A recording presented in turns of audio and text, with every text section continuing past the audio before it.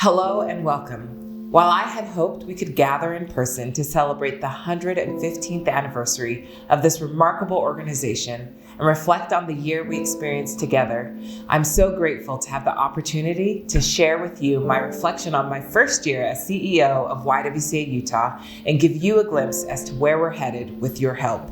To say that my first year at the helm of this organization was eventful is an understatement. Times of transition are hard, riddled with uncertainty, excitement, and endless possibility. Coupled with the onset of the COVID-19 pandemic and economic uncertainty, these effects were amplified.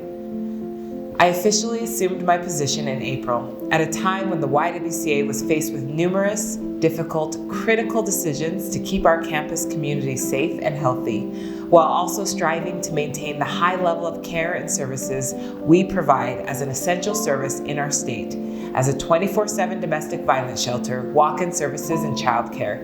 We are dedicated to keeping women and children safe, healthy, and empowered. Our staff's tenacity, ingenuity, and flexibility were integral to our success as we navigated this new and uncertain frontier.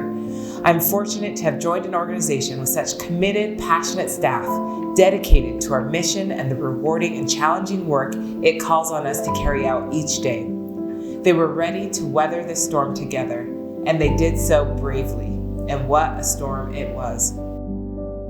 Only 7 weeks after joining the organization, our country experienced a national reckoning with race and racism in response to the deaths of Ahmaud Arbery, Breonna Taylor, George Floyd, and Rayshard Brooks, and many others.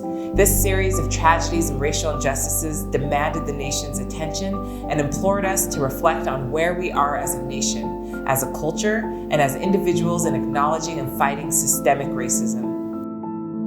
In the midst of tragedy came opportunity for our organization to launch our 21-day Race Equity and Social Justice Challenge, garnering the participation of over 6,000 individuals from across the world. As together we committed ourselves to further the conversation, provide learning opportunities, and create community. As our organization worked tirelessly to address the emotionally and physically draining realities of COVID-19 and interpersonal and systemic racism, we were also tasked with responding to the drastic increase in domestic violence in our state. Our organization saw an increase in the number of individuals needing help and the complexity of the services they needed to achieve self-sufficiency and safety. In many ways, our organization is on the front line of multiple public health crises: the COVID-19 pandemic, racism, and domestic violence. It has not been easy, but we have remained resilient, committed to pushing forward, dedicated to our mission and each other. For the YWCA, the time is now to unapologetically rededicate ourselves to our mission to eliminate racism and empower women, and to live that mission to its fullest, and amplify our BIPOC community and staff's voices in this work. Our roots are deeply intertwined with the history of the state, and so is our work to carry out this mission boldly, unapologetically, together. Our work to dismantle the long-standing power structures that have systemically disadvantaged women and people of color is as critical as ever. The liberation, empowerment, and success of women and BIPOC folks are inextricably intertwined, and we cannot achieve either part of our mission alone. As we work to eliminate racism, empower women, and promote peace, justice, freedom, and dignity for all, we hold this mission in our hearts and let it guide us in everything we do. I am incredibly grateful to be at the helm of this organization, helping to steward our work into the next chapter. As we work in our community each and every day, we also commit ourselves to reflecting inwards, dismantling that which does not serve us, and moving forward with unbridled determination. We are dedicated to doing the work to make ourselves a model organization, one which champions a culture of sanctuary and equity. I am eager for what the future holds as we revitalize, reimagine, and re-envision our programming to champion our full mission and work towards financial sustainability to ensure we are here for generations to come.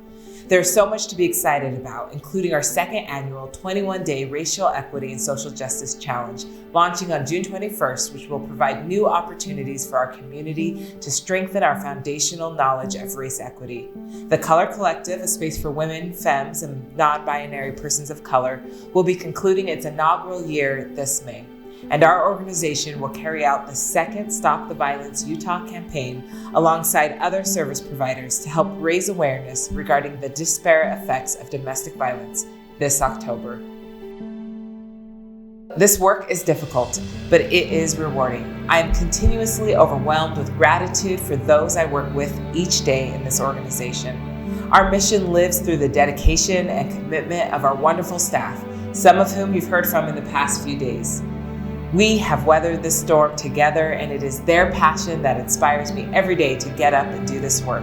We are so thankful for the support of our community over and over again. You have stepped up to help us overcome the challenges we faced, including the outpouring of support we received following the break-in earlier this year and the destruction to our historic building.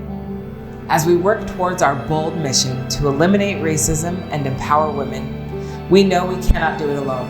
We rely on our community's generosity and support, including the business community, to provide the life-changing and life-saving services.